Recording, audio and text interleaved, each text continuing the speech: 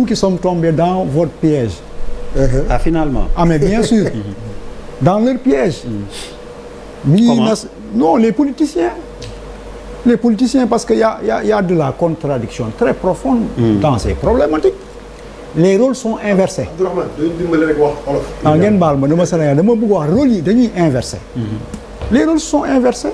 Ce qui était de ce côté-ci daaw ci combat bi. tey ñoo ñëwaat ci côté bi. ci beneen combat.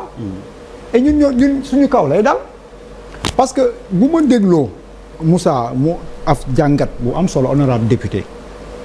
mais dafa wax lu am solo loo xam ne c'est très c'est un indicateur mu ne acteurs politiques yi pare wuñu woon pour élection alors que élection yi acteurs politiques yi moomuñu ko sénégalais yi ñoo ko moom c'est le peuple sénégalais le sénégalais lambda qui n'est pas dans ces groupes politiques bi nga xam ne dafa am droit am rendez-vous avec le calendrier électoral bi nga xam ne dañu wax dañ koy respecter.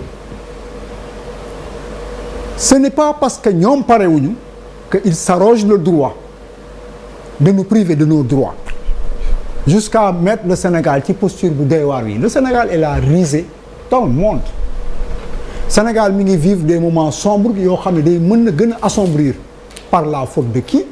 La première responsabilité il faut oser le dire parce que si ce problème si on veut le régler dañuy situer les responsabilités et la première responsabilité le président de la République moo ko moom monsieur Macky Sall moom la responsabilité de cette situation parce que balaa lii di ñëw amoon na ay situations yu ñu doon dund conflictuelles par rapport à la démocratie il avait pris des engagements pour faire respecter le droit ñuy waxu coowu mandat troisième mandat ak lépp li ci xew mu jël ay engagements amoon na opportunité ñu def dialogue avant décision dialogué wuñu bu ñu xëyee ne suba la élection la ñuy dugg campagne mu xëy ne renvoyé mais kan moo indi problème bi suñu première préoccupation mooy ne que moom moo indi problème bi parce que nous on considère en tout cas très librement que nous sommes en face d'une violation de la constitution sénégalaise même si les contextes ne sont pas les mêmes c'est la réalité Mafal wax na ko mu ne de 2012 à 2019 le PDS et en l'occurrence monsieur Karim Wade ont été les groupes les plus brimés dans ce pays par le régime en place. Mais qu'est-ce qui s'est passé en 2019? Quand on a eu l'occasion d'en finir avec ce régime, mais vous nous avez demandé de déchirer nos cartes d'électeurs. Non, c'est pas vrai. Non, c'est pas. Vous nous avez demandé. Je regrette, c'est pas ça. Ah ma faal baal ma dem rek. Xam nga waxtaan bi c'est comme c'est interactif loolu benn fait la woon mais. Non, fait très important. Très important. mais on n'a pas très important. Xam nga ñun bi ñuy tëjee Karim Wade. man j'assume que le juge bi ko doon téye bi ko doon jugé. man de sama nijaay la.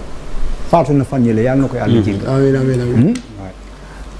wax naa ko fi fan yële toog nañu rajo temps yi ñoom ñoo doon héberger COS M23 on a dénoncé la démarche de la CREI très sélective ba ñu jiiñ ñu ne dañuy jàppale Karim Wade ba am ñu jàpp ne Karim Wade dañ may jox xaalis on a porté ce combat il y avait cette société civile qui s'appelait la COS M23 ba ñuy radier Ousmane Sonko siège Amnesty International la COS M23 a fait une sortie pour défendre ko moom ak ki Nafi Ngom Keïta on n'a pas raté ces moments c'est pas parce que déggoo ko fii rek que kenn waxu ko mais loolu yëpp am fi ki nga xamante ni bi ko CEDEAO waxee ne da ngay violer droit wu Karim Wade da nga violer droit wu Khalifa Sall dañu war a dem élection dafa bañ loolooy dëgg dafa bañ moo tax justificatif yii mu teg nii dañ ciy càmbaraat analyser dal ndax exclusivement problème mu Karim Wade rek moo tax ñu renvoyer élection yi Karim Wade bi nga xamante ni pouvoir bii fi nekkoon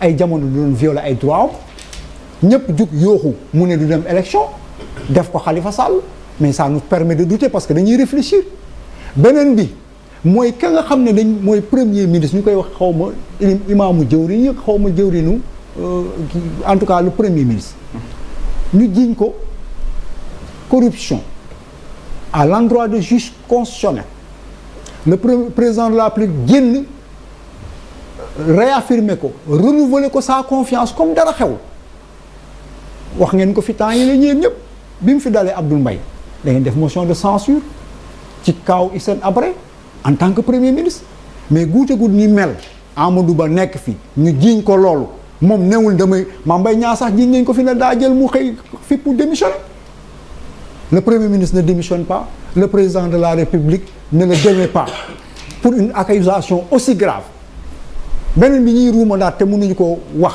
ça nous pousse à la réflexion mooy yan opposant ñoo kontaan ci lii ñan ñoo dem ci président Macky Sall ne ko nañu revoir nañu arrêté processus bi te ñemewuñu dévoilé wu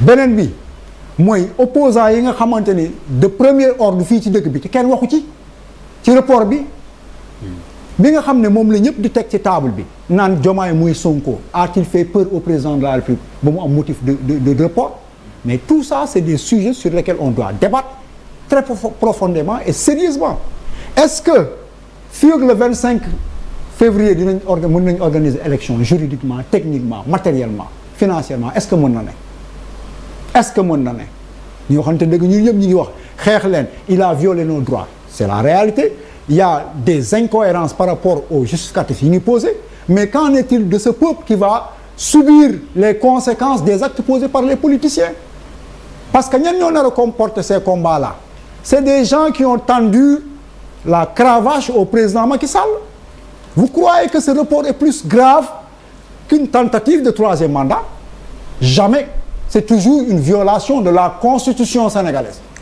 et celles parmi qui combattent le président aujourd'hui ñoom ñoo fi taxaw naan ci salle bii ku fi àndul deuxième kenn naa waneel sa bopp ils sont aujourd'hui du côté de l'opposition ñi nga xamante ni ñoo doon favoriser mu violer la constitution pour ce troisième mandat ñoom ñoo génn en avant dans ce combat les événements de mars 2021 ba ñëw juin 2023 bi ñan ñoo doon coupable yi ñan ñoo toogoon ci wetu Macky Sall jox ko yat bi booy di dee ñu naan ko bravo ñooñu ñoo ñëw ne Macky Sall na ma baal ci wax ji dëmm la dañ ko war a rey ñoom ñëpp dëmm lañ parce que ñi ñu rey démb fitna gi am démb ak gi nar am tey ak gi nar am suba yëpp billaahi ñoom la kenn setu si parce que on se le pose dañuy wax àll bonni politicien ñan ñoo doon défendre constitutionnel bërki démb di wax opposants yi ba ngeen bëri wax ñoom Mimi Touré la ñoom Mame Boye Diao la ñoom Aly Ngouille Ndiaye la ñan ñoo doon dem dialogue boo xam ne nit ñëpp jàppoon nañ ne bu ñu demee ci dialogue bi dañuy pousse Ousmane Sonko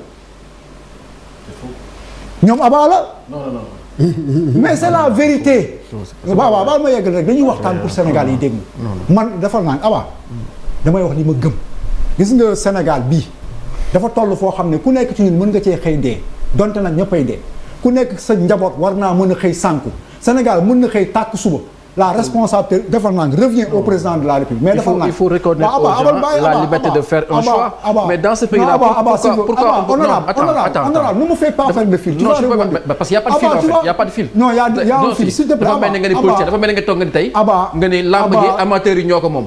Mais bu mbëri bëriwul. may ma faut être cohérent. Dans ce pays-là, laissez aux gens la liberté. may ko mu yeggali. Prive d'aucune liberté. Je dis ma pensée. Si. Je dis ma pensée. On est dans quel pays où les gens doivent passer que par force fi ngeen war a jaar nii ngeen war a wel li ngeen war a xalaat loolu nga ma bëgg a def loo non maa ngi wax sama xalaat mais nga ne ma waruma ko xalaat waruma ko wax c'est la même li ngay dénonce sa ngay def laisse-moi m'exprimer sinon li ngay wax ci Walf yëpp du am li ngeen wax ci Walf wax leen ko ci man moi je suis journaliste de formation communicant j'ai fait la licence 1 ba master 2 à l'ISIC donc liberté d'expression de presse may leen ma ko Aba doo ma dicter li may wax je dis mes convictions je dis devant les Sénégalais au nom de Dieu dañ leen di fooy président de la République ci moo ko njëkkee ñii ñëpp ñiy toog seen intérêt la ñuy dox te war nañ leen ko à plusieurs reprises inversion des rôles inversion de la pyramide ñii ànd xeex Macky Sall tey jii ñoo doon xaar démb poste président de l'Assemblée nationale joxuñu leen ko ñu mer ngembu ñi nga xam ne tey dañu génn di ko xeex am ay candidature yu dul jeex ba candidat yu bëri ñoom Aly Ngouille Ndiaye ñoom Mame Boye Diao bi ñu Macky Sall di duma démb ñoo ko doon jox yat bi opposition bii yàgg naa fii toog der ne la man dem naa fi ba Kolda di yëkkati ay gerte ñu may woo di dóor Ousmane Sonko ma leen di sànni xeer nit da ngay am fit taxaw li nga ñeme wax nga wax ko. di ko dóor comment j'ai pas compris. di critiquer bu ñu toogee naan la résistance loolu lu mu tudd mais prenons le cas de Garsa bii passé bi muy arrangé nit ñi Garsa nañ booy dee nit ñi falu ay poste bi gat sa gi jeexee ñu fëgg yat Ousmane Sonko kan qui va en pâtir dans ce jeu de dupes nee naa leen remontons l'histoire bi ñu Macky Sall sonnalee ñu koy xeex ba 2019 le PDS avait l'opportunité d'en finir xotti leen seeni carte aucune consigne de vote pour benn candidat boo xam ne il est bien positionné pour qu'on en finisse. et finalement damay yeggali de consigne damay yeggali de. il a répété xotti leen seen carte may ko mu daal très rapidement. on a donné des consignes de vote. xotti leen seen may leen ko mu daaneel. xotti leen seen carte. du xotti ba dafa évoluer on a donné des xam nga suñ ko bàyyi consignes. waaw oui dafa gudd mais bu ngeen ko bàyyi woon pare na bu yàgg. et quand vous l'interrompez aussi mais loolu du fi. bàyyi leen ko mu wax il a bàyyi leen ko mu wax pour mu daaneel. on ne s'est pas Oui, pour prononcé terminer, très tôt sur ce problème. Oui. On a observé, on a attendu, on a analysé. Et li ñu doon get ci njëlbeen. mooy lii. dañuy foowee. ku nekk seen intérêt ngeen di jël maintenant il faut pas croire que ni ko Moussa waxee c'est pas parce que les politiciens ne sont pas prêts. que ce peuple là dañ pare wuñu. benn ñaar ñii xëy di liggéey ji di dem jaay ji marché. di daani seen doole pour yéen seen kër dunduñu politiciens yi.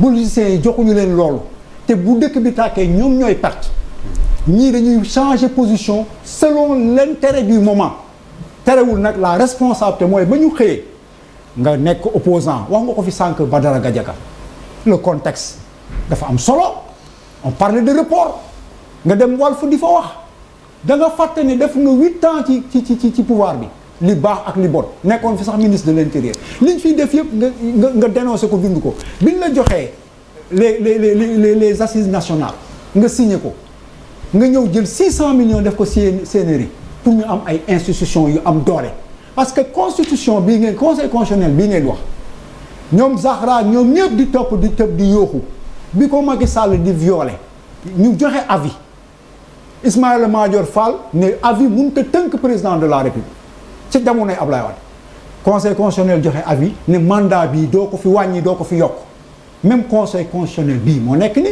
ka waxoon le président de la République fekk ñun ñu koy xeex ne ko mënuloo ko yokk mënuloo ko wàññi ñoom ñu koy jàppale même conseil constitutionnel boobu moo nekkaat nii et le problème reste entier donc nous considérons que la responsabilité revient au président de la République cependant nag mooy Abba tey mu neex suba mu naqari dañ fi wax lu am solo du ñu nangu di reyante ñuy dóorante ci mbedd bi ci loo xamante ni nous n'en sommes pas responsables.